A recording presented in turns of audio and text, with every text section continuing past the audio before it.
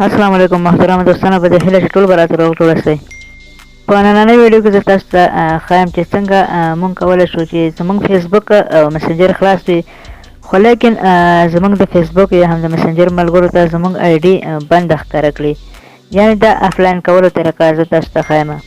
نو راځو په ویډیو باندې پیل کوو. نو تاسو سره که هر یو فیسبوک وي، یعنې لایټ فیسبوک وي او که شین فیسبوک وي، نو تاسو به دا سیټینګ په فیسبوک او مسنجر دواړو کې کوئ. نو زه راځم لاول په فیسبوک کې دغه سیټینګ کوم. نو زه به فیسبوک خلاص کړم، له هغې وروسته به راشئ په دغه درې لاینز باندې به کلیک وکړئ. له دې وروسته سیټینګ ته راشئ، په دغه ځای باندې به کلیک وکړئ.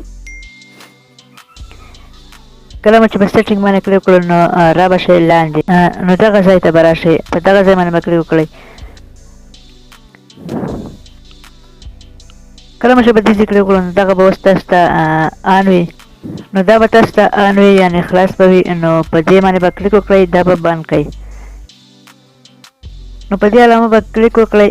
له دې وروسته به راشئ تاسو په ټرن آف باندې به کلیک وکړئ، په دغه ځای باندې به کلیک وکړئ. دغه اوس فیسبوک کې بند شو. نو اوس به له دې څخه شاته لاړ شئ او خپل مسنجر به را خلاص کړئ. کله مو چې مسنجر را خلاص کړئ نو په خپل اکاونټ یعنې خپل پروفایل ځای باندې به کلیک وکړئ. کله مو چې په دې باندې کلیک کړو نو را به شئ دغه ځای کې تاسو ګورئ اکټیو سټاډیز، نو دا ښکاري، په دې باندې به کلیک وکړئ. دلته ګورئ چې دغه دواړه په دغه ځای کې خلاص دي، نو دا به تاسو بندوئ. نو لومړنی چې بند کړئ ټرن آف باندې به کلیک وکړئ، نو دواړه به بند شي. نو اوس که تاسو فیسبوک یا هم مسنجر کاروئ نو نورو کسانو ته به ستاسو آی ډي بنده معلوم، د انلاین کومه شنه علامه چې ده هغه به چاته نه ښکاري، یعنې ستاسو آی ډي به ورته بنده ښکاري.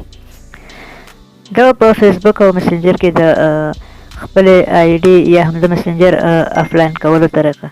تر بلې ویډیو ته الله پامان.